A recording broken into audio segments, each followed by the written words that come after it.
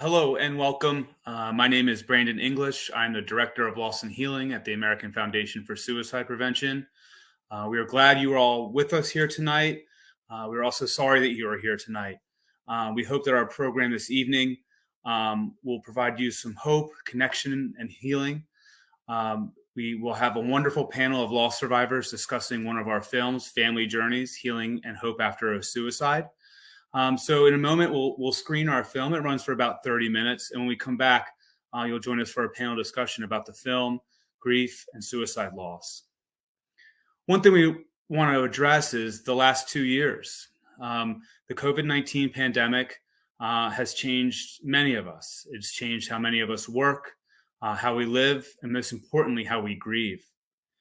We've lost traditions, we've lost rituals, we've lost a lot of the things we thought were so important to our grief journey and our healing process. And it would be a shame to not acknowledge that and know that you are not alone, that everyone has experienced a loss, whether during the pandemic or before, is struggling with those pieces. And we want you to know that there is support and resources available to you through AFSP. And we hope that this program here tonight will also provide you with some of the resources and tools that you'll need to thrive and heal and grow. And so with that said, we'd now like to screen our Family Journeys, Healing and Hope After a Suicide. We've been wanting to do this a long time. Most of us walk around saying, it'll never happen to me. That just happens down the block, or that person that I heard about had a lot of problems, they weren't very normal. But I learned that it happens to very normal people. We'll do a little bit of black and gray shading for the grip tape on the top. When he died, he was only 16 and loved longboarding.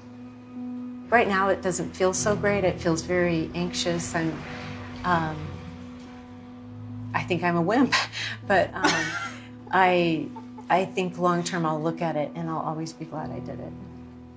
I like that. Do people cry? Honestly, you'll be fine. You're tough. I can tell. I can tell. You're so reassuring. Think about it like in waves. And when you're at the bottom of the wave, it doesn't hurt, you know? And as you build up to the top of the wave, it hurts, but then you realize that that wave's going to come back down. And try not to focus necessarily just at the top of the wave all the time. Sometimes it doesn't hurt as bad. You can do it.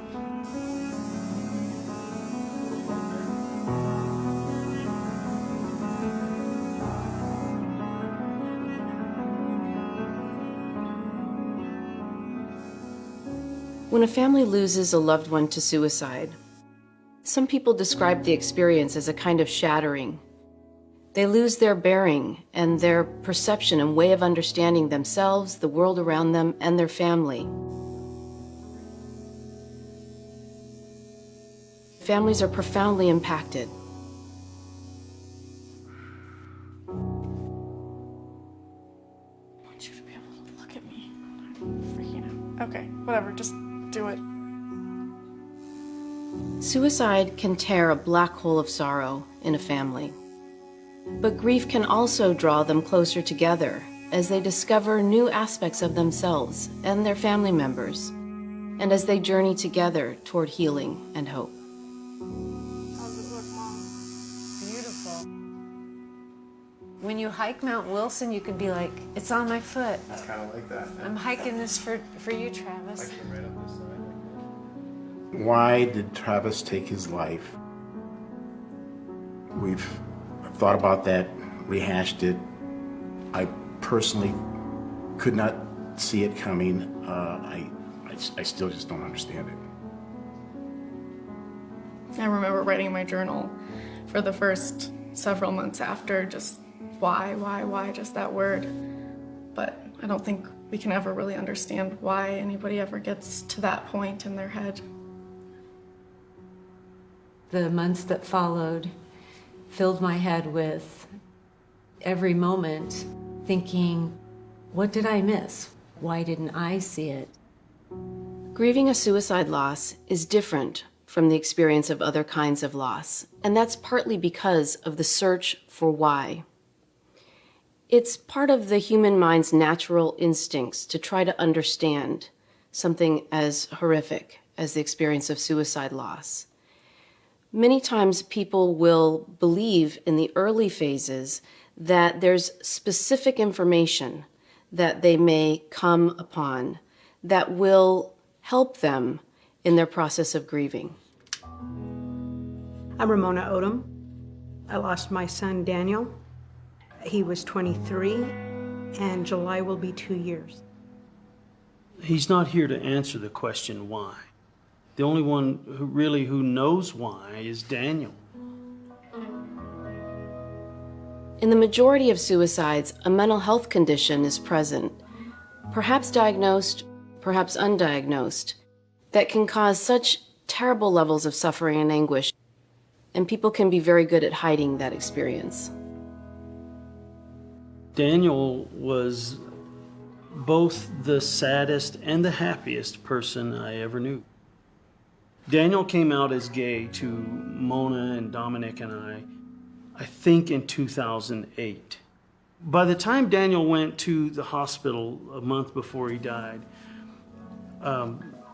him being gay, from my perspective, was no longer an issue. This wasn't the problem. I knew in his head why he did it. At the funeral, when people were like, why? He was so happy and everything. It was like, well, I know my brother, and he was great at putting on the face for everybody, really masking that sadness, that depression. I believe that he was suffering from mental illness, and I believe he probably was suffering from this a lot earlier than we even were aware of it ourselves. We remember him telling us these dark thoughts he would have, and we just didn't understand what he was talking about. He had a postcard on the back of his door, and it read, "You were given this life because you were strong enough to live it." And I think it was something that my brother tried to tell himself every single day. This was not the easy way out, and it's not a coward's choice. It's, from their perspective, it's their only choice, and it's their last measure of control, really, to end their own suffering. We all have mental health, and it fluctuates over time. For people with mental health conditions, sometimes it becomes so severe that every aspect of their experience of life is profoundly impacted. The way they think, perceive, cope, the way they look at themselves, the people around them, and their future can all be impacted and distorted by their suffering and anguish. Cheryl, she was always one of those persons off on the sidelines, filling in and helping out whenever she could. Her father was a Quaker minister, and she married a redneck Irish Catholic, me. She gave me 3 wonderful kids, beautiful kids. My mom, Cheryl, was a mom. You know, she just loved to kind of take care of people. All the holiday celebrations she made super special. We're some of the pickiest eaters, and it's because she would make us whatever we wanted. When the funeral did take place, I mean, the turnout was incredible. If she could have seen all the people that she had touched, she would have liked it. Experiencing grief is a part of healing. People are impacted in a variety of ways, feeling sad, angry, confused, numb. Even though it's terribly uncomfortable, it is important to experience it and not judge it as it's happening. I'm mad. I'm mad as hell. Am I mad at Cheryl? No, but I'm mad that she's missing all the things that are going on in my life now with my kids, my baby grandkids. She's missing them, and they're missing her, and there's not a damn thing I can do about it. I'm just mad and helpless. Even when families are aware that the person they love is considering taking their own life, suicide still comes as stunning and deeply traumatic news. It was a shock to all of us. She had been suffering from depression. It started when she was pregnant with my brother, and it just kind of never went away. She'd been battling it for 30 plus years. Up and down, up and down. We were just waiting for the backup part. I believe I know that why she took her life is that she's just tired of it. She's just tired of it. I did feel relief that she was just free of that huge cloud on her mind, making her feel sad and making her feel like she was a burden to us and making her feel like we didn't want her around and just all of that. And so I felt happy that she was free of it. What I struggled with was the guilt of wondering if I could have done something to kind of help prevent it. One set of emotions that is particularly common to grieving a suicide death is the experience of feeling guilt or blame. I did have a lot of blame on myself because I am a therapist myself. I felt lost and I didn't know what to do, and I feel that I failed her in, You can't watch them 24/7. You just can't. No one can. I struggle with guilt all the time. Need gloves? I was his mother. I was supposed to protect him. I was supposed to be the one to not let anything hurt him. When Daniel died, I remembered every conversation, how I could have said this differently, how I could have said that differently, and you try to be honest with yourself and say, well, I did tell him that I loved him, and he knew that I loved him. I remember Daniel's last summer with us, getting the yard ready for Dom's graduation. He had a good day with us. Spent all day with us, planting flowers. I know it's not my fault in my heart. It's like my heart tells me one thing, my head tells me another, and bringing the two together that's the journey. Blame was an emotion that just came up, and I had to do a lot to try to control it. And it was first at the high school for not letting me know that it's the second leading cause of death in my son's age group. My blame also turned to the pediatrician's office, but I came to a point where I had to realize I was also in the school district shoes, the pediatrician's shoes, in not knowing. Typically in September, the teachers want to get to know you, so his essay is getting to know me, and he talks about his family and the music and the sports he does. But then he says here, my life probably won't go that way because my life seems to lead me wherever I don't want to go. And that just hit me like a ton of bricks when I read that. It's common to wonder if you yourself or another person had said or done something differently, if it would have changed the outcome. The system kind of failed her.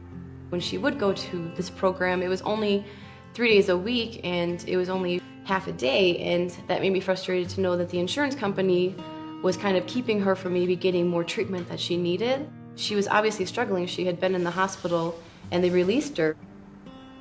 Daniel got violent about probably a month or so before he died, and he jumped out the second floor window of our house.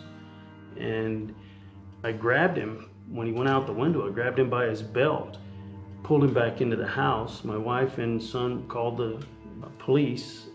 They came, paramedics came, and Daniel was hospitalized they told us for 3 days, but they only kept him for a day. People just naturally need more of something to blame or something to cope with, and for me that was, the doctor that released my brother from a mental health hold. It was like, he did this, but it was, no, my brother is the one that took his own life. I didn't do it. That doctor didn't do it. You know, the system didn't do it. Even as family members struggle with many different kinds of intense emotions, oftentimes their challenge is amplified by a feeling of isolation because their neighbors and community around them may not understand. My address book went down in size, and so that's been very insightful. There is still, unfortunately, tremendous stigma surrounding suicide. And I think it comes from a lack of understanding about what drives suicidal thinking, behavior, and death by suicide. I have not really shared a lot with people in my life of how my mom passed. I don't want people to then say, oh, she was, crazy, or oh, she was weak. Initially, I felt somewhat embarrassed that Cheryl took her life. And we were covering it up. My father did not want us to tell anybody that it was suicide. He wanted us to say it was a complication from the medication. But what I've noticed is if I bring it up, usually the person I'm talking with says, oh wow, I had a suicide in my family. Everyone grieves and copes in different ways. It's an especially important time to be gentle with oneself and with one another. Mona and I were kind of like two people with broken legs. My left leg is broken and her right leg is broken, so we hobble along together. Chuck and myself are grieving completely different. I love to look at pictures, I love talking about Daniel, and it's harder for Chuck. And I think thankfully, through the counseling, it's helped us accept that. I accept when he can't go through something, that I'll do it with somebody else. I'll talk to his brother or one of my sisters.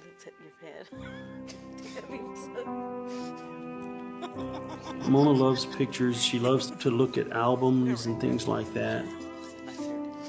And for me, it's like being stabbed in the heart. I've reached a point where I don't want to cry anymore. If I can go the rest of my life without shedding a tear, I'm okay with that. When families are coping with a traumatic loss, it's also a time to be mindful of the types of things that may detour people from healing, such as the use of alcohol and drugs to numb feelings. Depression is also a common experience that may benefit from professional help. Our therapist possibly saved my life because I would have spiraled down, farther and farther down, I think. The therapist told me, there's medication to help you with that, Chuck. And so I started taking the medication. I've been on it for quite a while. Now when the sadness will hit me, I recognize it for what it is and can deal with it better.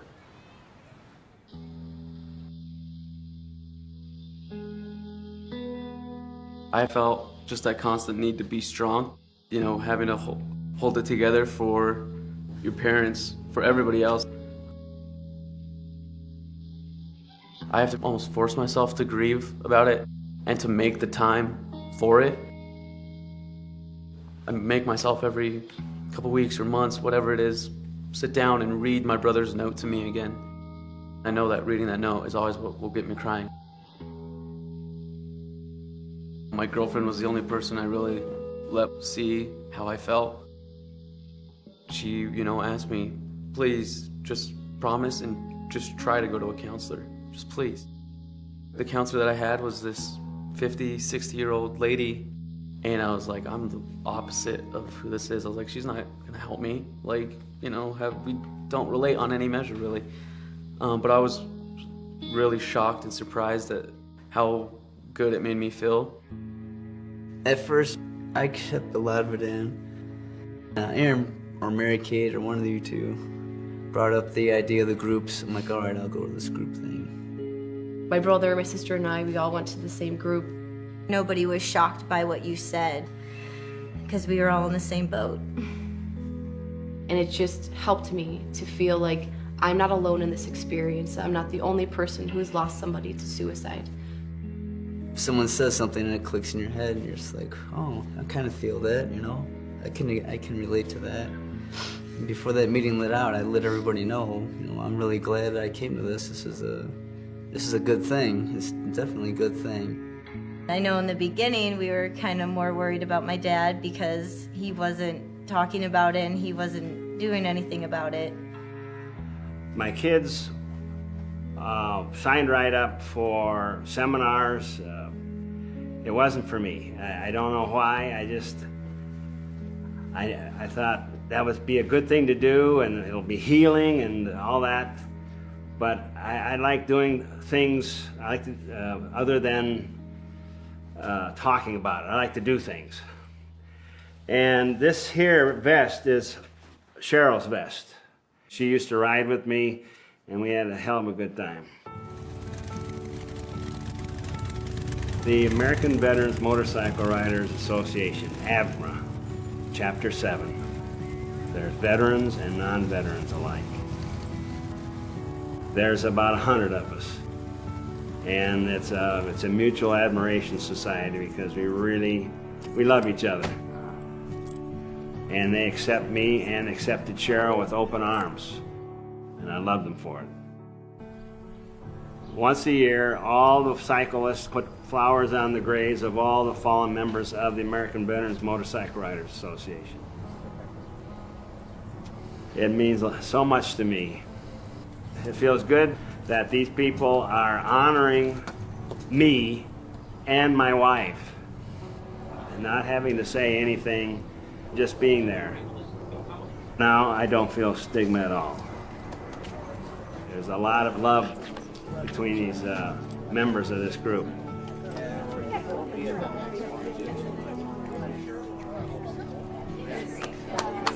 It feels damn good. It was a great bonding experience for Travis and I to be involved with Scouts Together.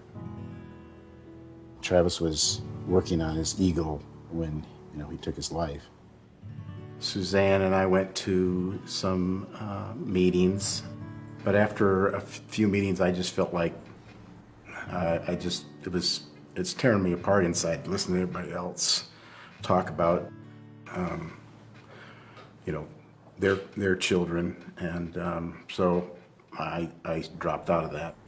It can be challenging for family members to get their own needs met, while also providing support and compassion for others. Steve and I grieve very differently. Steve was very quiet, but I had the need to just talk to him about, what about this about Travis? What about that about Travis? And, talking through the whys with him. And I found pretty soon that he didn't want to talk about it anymore. And I was actually stepping on his grieving space. I learned to quit trying to bring up heavy things with him and just let him have his happy remembrances. I had a different need, and that was every night I was just craving to be hugged. It wasn't what Steve wanted to do, so I just had to ask, and I just kept at it. Suzanne would start crying, and I would be thinking that, okay, leave her alone. When I have cried, it's usually in the shower. It's when the water washes everything away. But she's told me, I want to be held when I'm crying. Doesn't make a lot of sense to me that somebody wants to be held. I just felt like it was a very basic need that I just couldn't go on without getting it. She got on my case quite a bit about, you need to be holding me.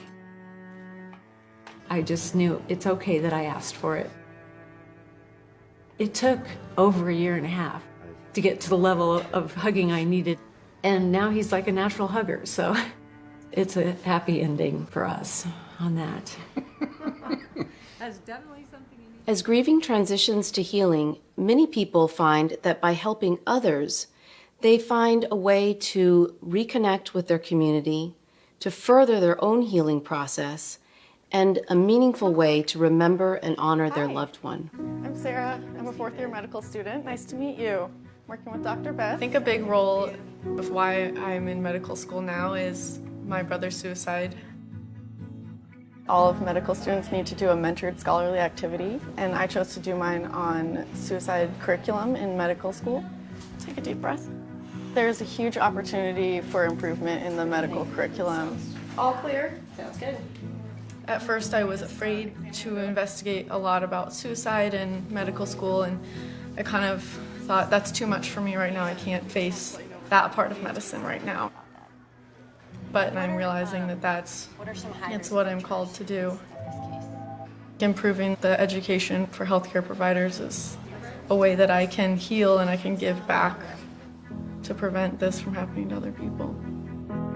In his notes to us, Daniel said to Mona and I, specifically to us, he said, find other kids like me and help them choose to live.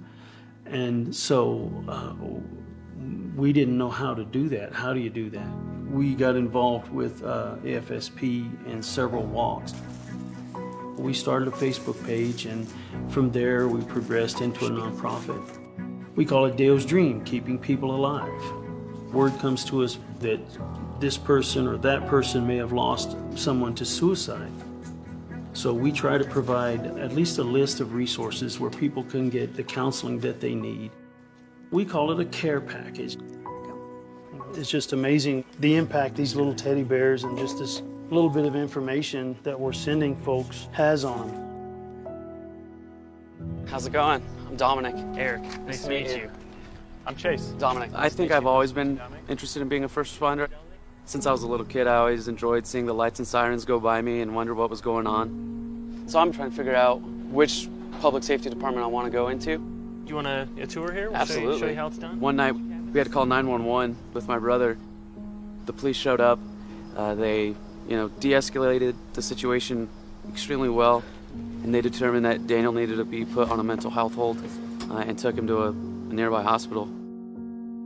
So you can see, The incident that happened with my brother has motivated me in my training, because there's definitely a stigma of suicide, I think, amongst first responders. I've heard people in the past say, if this person killed himself before we get there, it'd make my job easier than dealing with it. And it's a terrible thing to say, and it's, having lost someone to suicide, you're like, you don't mean that. I know you don't mean that. When the call comes out of a suicidal person, I'd like to get that call and really connect with somebody and be like, hey, I'm here for you. You better give me that. You better give me that. You better give me that. I'm gonna get you. We had always promised Daniel a dog, and we decided, let's go ahead and get the dog. Daniel was a Disney super geek. He knew everything about Disney. So we named this little guy Walt.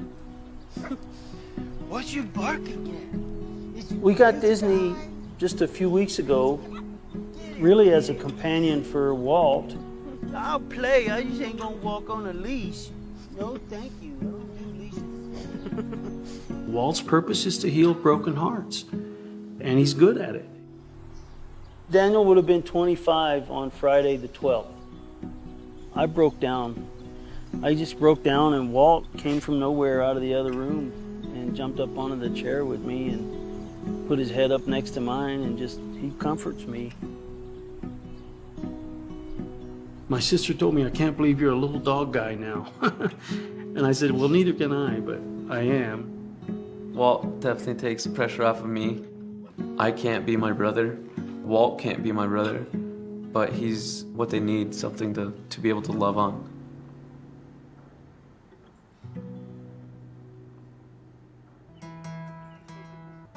It'll never be the same. You're changed forever. We're grateful for the time that we have with them. Our Father, our Father. It's just one more variable to life that we live.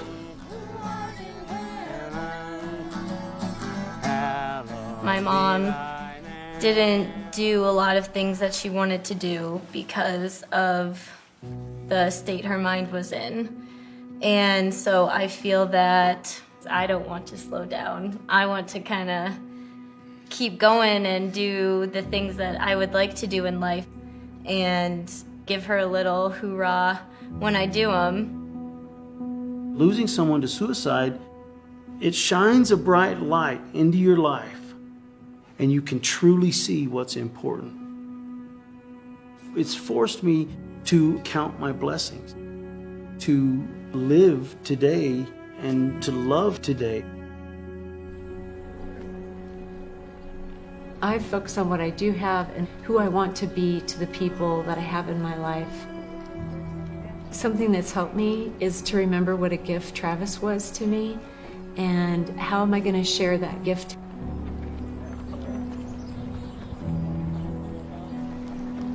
Hey there! Hey, stranger. How you doing? Good. Something about Travis, it was just an energy that would move you forward with him.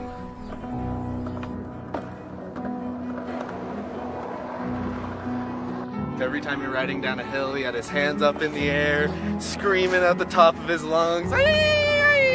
Just loving life, absolutely every single moment.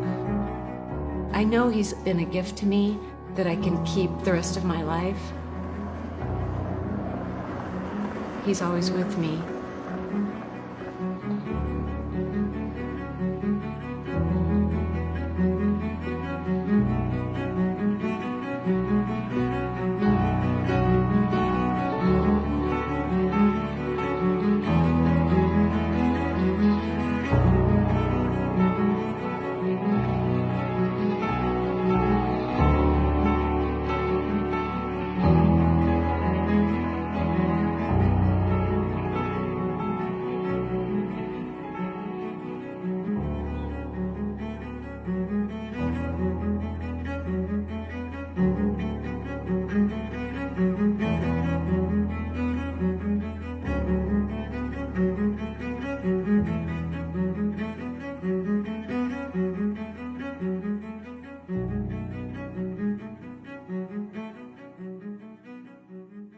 Welcome back.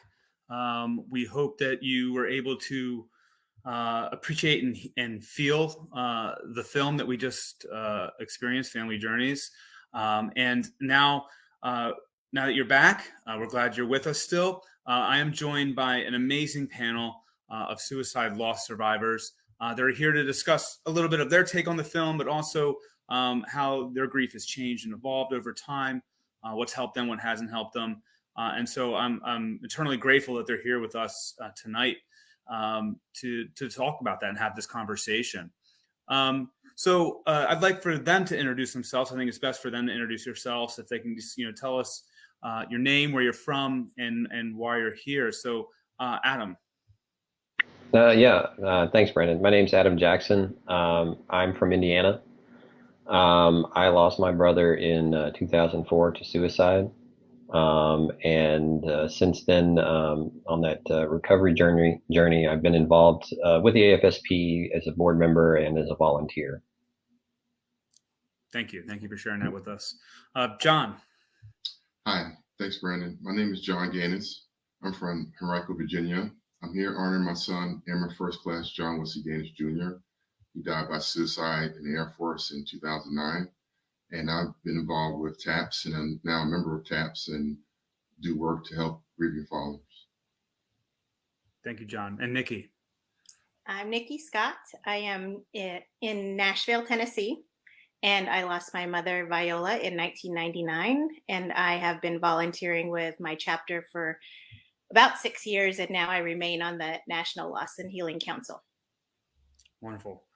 Thank you all. Thank you for being here again and sharing a piece of your story and for what you're about to share with the community watching us this evening. So let's just jump in. We have a limited amount of time, so let's jump right in. I'm just curious what you maybe related to in the film, or maybe you didn't relate to in the film, and how has your kind of a grief evolved, similar to how we saw in Family Journeys?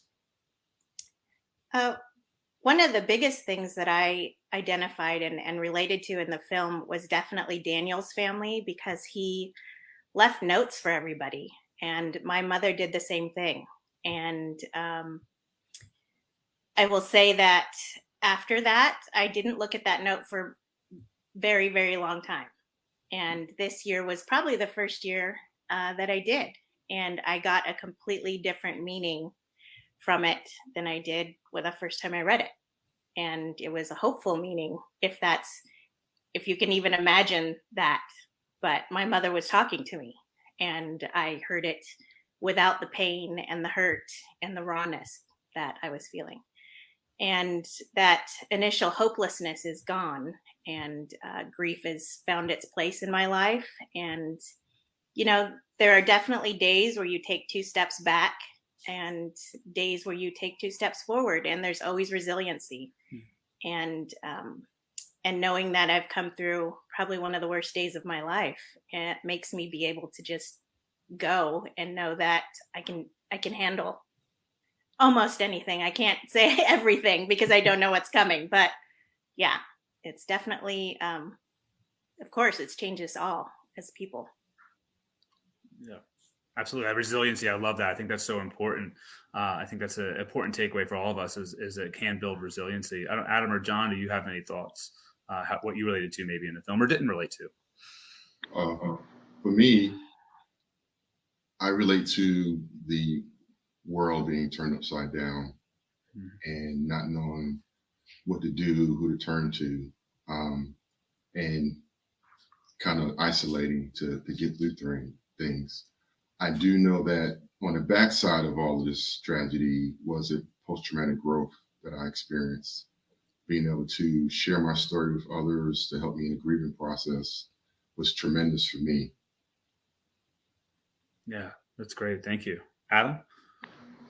I think that the one takeaway I took was, I guess, how different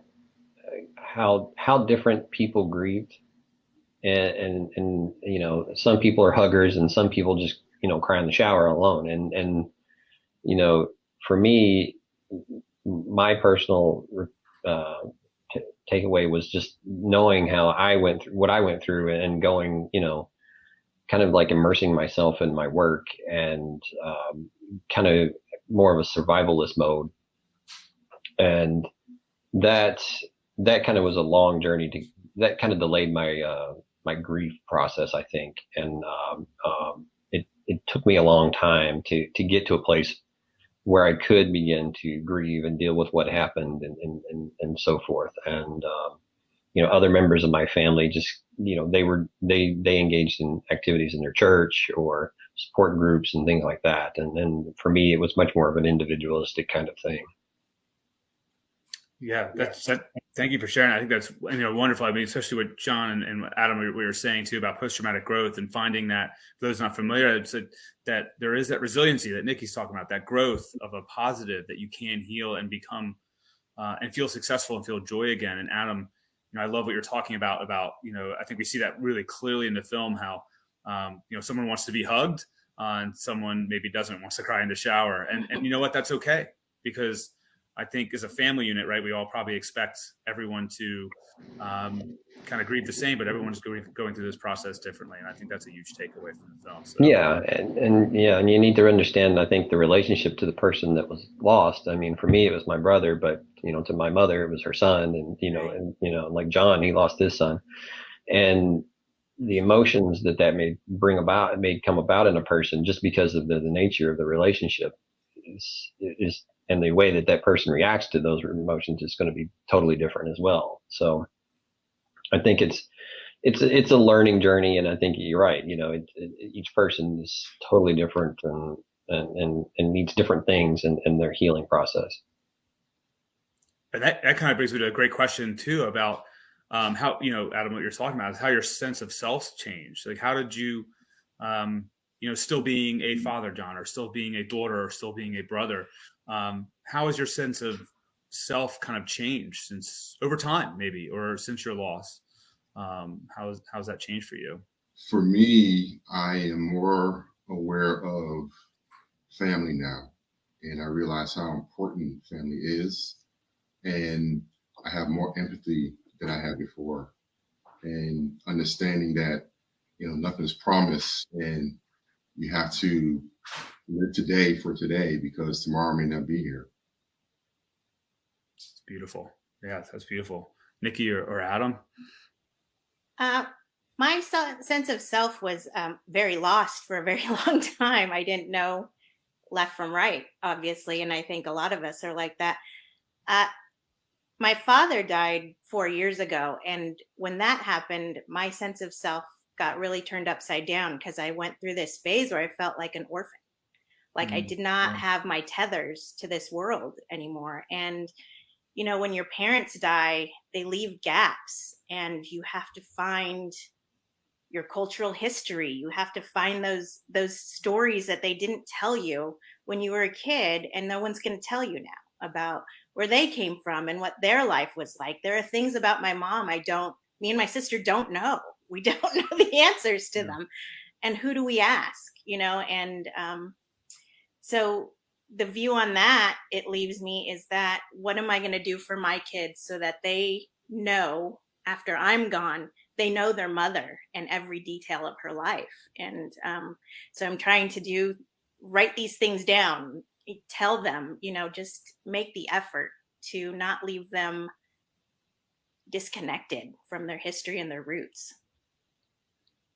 I think that really connects to what John's saying, right? Is that your family and connecting those dots, and how much more important it is to John now, and same for you, Nikki, for your kids and for everything else is building that sense, because adults can feel like orphans too. And I think that's a common feeling. And so thank you for sharing that with us. Adam, I would love to know what your thoughts are. Yeah, I think interestingly, after it happened, I think I became more aware of myself and more connected to my emotions. But I think before that, I think I was a lot more, I will say, carefree. But I think in the end, I'm along the lines with John, where, you know, the family relationship and the friend relationships that I've had and maintained since it happened are very important to me. And I don't want to squander those or waste time, you know, with silly arguments or anything like that. Yeah, I think we see that in the film where someone, I forget who mentioned that their address book shrank by half, right? And I think what you're saying, Adam, is that like those relationships you still maintain are incredibly valuable for John, his family, and Nikki, for you too. So it's, you know, those are really important, I imagine, for you in your process. Absolutely. Yeah. But then also going through this, how many friends and people and connections have you made, you know, that have brought you together to people that only understand the way that you understand? That's a huge network, a whole different set of people. Yeah, and I formed relationships with people because of of my brother's loss, because I was willing to talk about it. They felt comfortable sharing with me either their attempt or the loss that they had with somebody that they loved, and so that, you know, opened up an avenue for a new relationship that I wouldn't have had before that happened. So, you know, that's been a big bonus. Yeah, I would agree with all of that, because people who were in your life will migrate away, but other people will come along and take their place in different ways and bring different value to your life. I think that's a beautiful sentiment. I think so many new law survivors right now are watching this, listening to this, and thinking, my address book is shrank by half. But you guys, I think, saying that, all right, yes, that, you know, people will. I love what you just said, John, that they will come back in your life and fill that space, but also add value to your life. I love that. I would love to know, you know, what we saw a lot of in the film has a little bit related to post-traumatic growth, like John was mentioning, but also, you know, how things have changed for people as they've moved along in their journey. You know, a lot of people have the misnomer that there's this fifth stage you get to and it's over, which we know is not. You know, grief is circular. It's not linear. There's no end game. It's something that we always it's always there. But, you know, is there anything that, you know, now that you are further along in your grief journey, that you learned or wish you had known at the beginning when you started this journey? Anything you wanted to wish you would have known at that moment? I have something real quick. I wish I knew back then that it was okay not to be okay. Yeah, I agree. The other thing I wish I had known is that how, I guess, grief from loss from a suicide is delayed by, you know, 2 years or so. I mean, beyond what, a loss from a natural cause or something like that. And that, to prepare yourself for, to once you get through that survival mode and back through that you then have to start doing the work to kind of get back to, that the person, not before the loss, but that person that enjoys life again, that has, laughs more so than they cry and that kind of thing. I wish I had known that I didn't need to hide my shame and grief and put on this armor that everyone wanted me to wear because it was uncomfortable to be around me while I was grieving. And so I just pretended for about 8 years, like you said, just didn't grieve for 8 years because it wasn't comfortable for anybody else. And I wish that, like you said, I wasn't okay. And I wish that somebody had said, go ahead and fall apart in my arms. I don't care. But nobody did. And, 22 years ago, there were not a lot of resources. And the word suicide was very shameful. And there was no, we have social media now. There was none of this. This wasn't a word that was being normalized, So, yeah, I wish that someone had let me just kind of fall apart. But no one did. Wasn't comfortable. Yeah, with suicide, I think the stigma that we feel either as a loss survivor is we're so worried about how our friends or family might react, and we're worried about protecting them, for lack of a better word. When we really, like you said, Nick, you should someone needs to let me fall apart. And like John, it's okay to not be okay. I think at least for me, I know for Adam and John, I mean, men are stoic. We're tough, and I think it was Johnny. You told me this once. It was that if we put our grief on a shelf, eventually it's going to fall down. Absolutely.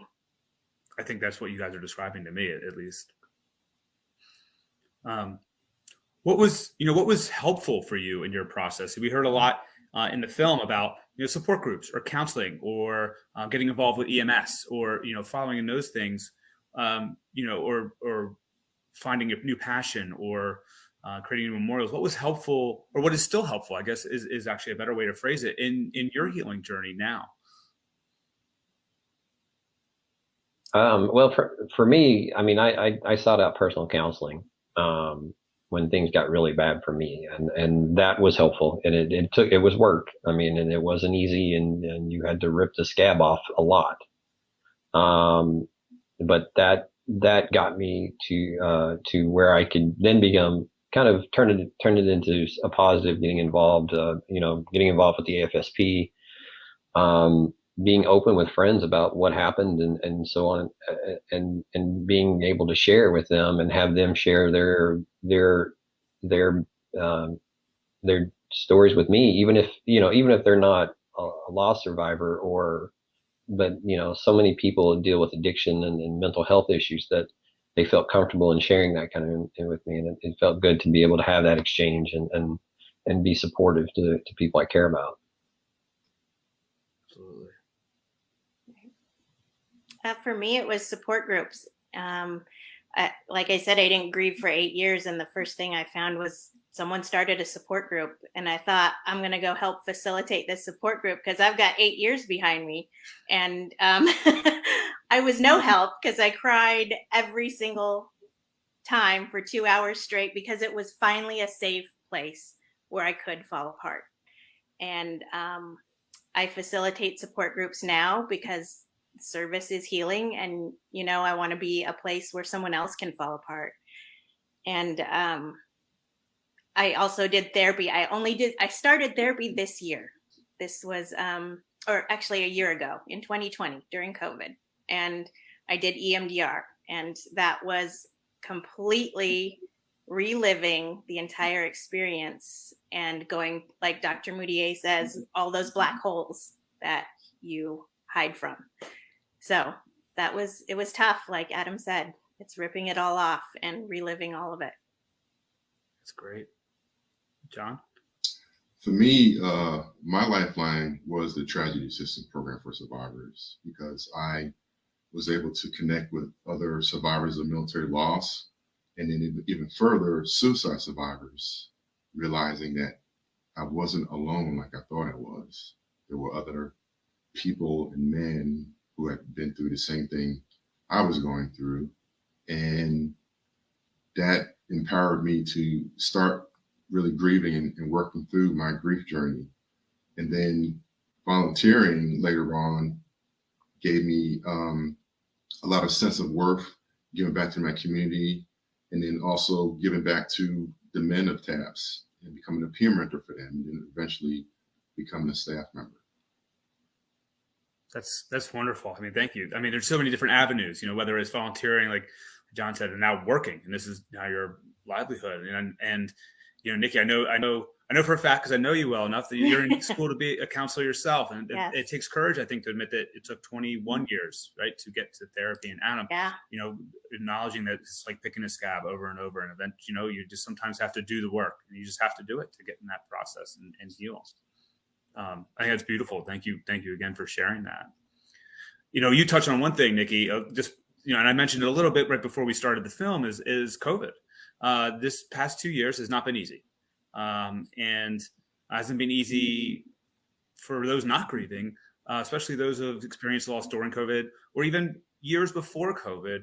We've lost a lot of things, maybe our sense of self, maybe our comforts, maybe how we work, how we live, everything. How has the last 2 years affected your grief journey, and how have you kind of coped and healed along with everything happening in our world? For me, I worked in healthcare, so there was no stopping. I worked all through COVID, and it was very anxiety filling, and it was difficult and scary. So, like I said, in May of 2020, I started trauma therapy, and I sat with myself and I was like, it's time, and I'm ready to just hit the ground running and take it head on. And a lot of people don't do that. They can't do that. Yeah. And I was it took me 21 years, but I did it. And I'm so glad I did. It's wonderful. Adam or John? I'll go. For me, I'm an introvert by nature. So being inside has never been a problem for me. But I was able to still connect through the TAPS Men's video chat, which we have twice a month, still connecting with other men and still working through my grief. So that was something that allowed me not to backslide, but continue on my journey. That's great. That's wonderful. Yeah. And for me, I guess I'm a little more outgoing. I liked being out, in the world and, going to a bar or whatever, and it was hard. It was hard with COVID. And I got lucky in that I had a good network of friends and family that we would do things like Zoom calls and FaceTime and all that kind of stuff to keep in touch. At the same time, I've got a 6-year-old who just bounces off the wall. So she kept me going and moving and not really focusing on too much on my, spending too much time in my head, I guess. Yeah. That's wonderful. Thank you. Thank you all. It's everyone's processing it differently. And I think that everyone needs to understand it's okay on how we deal with losing, whether an introvert, an extrovert, or you're just starting therapy, there's how you process these past couple of years. There's no wrong answer. We only have a few minutes left. And so, I just want to add that, I appreciate so much of the different stories and your willingness to be so open with everybody watching us tonight, and then will watch us once it's recorded or living on our Facebook page. But does anyone have any final thoughts, anything they'd like to share with loss survivors out there before we wrap up? I guess what I'd share is just, you may feel alone, but you're not. It's what I've found, at least in my journey, is suicide's a lot like cancer, in that we all know somebody who died by cancer. And we may not know all of the people who've died by suicide, but it's just as common. And be willing to talk about it and share it when you're ready to. But you're not alone. There's friends and family in your life, or there's support groups that are out there. There's wonderful people like John and Nikki who are out there doing that kind of good work to support you. And so, please take advantage of it. Absolutely. John or Nikki, any closing thoughts? I would say don't be afraid to reach out for help. The help is there. You just got to reach out for it, and it'll reach back to you. Beautiful. I had a professor tell me, never waste your pain. So whatever that is, service, volunteering, writing a book, going back to school, going to therapy, whatever it is, don't waste it, because you went through all this, and you can't do it in vain. There has to be a reason. You have to find the meaning and the hope. I think, and the hope. That's what a perfect, like, to tie it into a bow, and the hope that there is hope. I think we saw that in the film. I think I've seen it just here on this 25 minutes talking with you all about the hope that it's okay to not be okay, but you can be okay again, and you can reach that point of resilience and post-traumatic growth and feeling successful again. And I think when we notice it's okay to laugh when things are funny, and okay to be sad when things are sad. Adam, talking about your 6-year-old, like I know how that is, right? So it's okay for those moments. It's okay to feel those things again. In the pinned post on our Facebook page, we'll have resources for you, like our Healing Conversations program, which is peer-to-peer support. You can have a one-time conversation with another loss survivor, to echo Adam's point, to realize you are not alone. There are support and resources for you, as well as our support group listing and other resources that AFSP and TAPS provides. We'll link to Tragedy Assistance Program for Survivors as well. The TAPS program, we're so grateful to be working with them and for all our military families that have experienced loss. And I just want to say thank you again to Adam, Nikki, and John for being here, sharing so much of you with so many, whether you see it, whether you know it or not, or you read the comments later, you are making a huge difference. We appreciate that. And we hope all of you are watching found some points of connection. Maybe you heard things that you resonate with you, maybe they didn't, and that's okay too. But we hope that you were able to find some hope, healing, and connection tonight. And just remember, you are not alone, and there are resources and support available to you. Thank you again for joining us on International Survivors of Suicide Loss Day, and have a wonderful evening.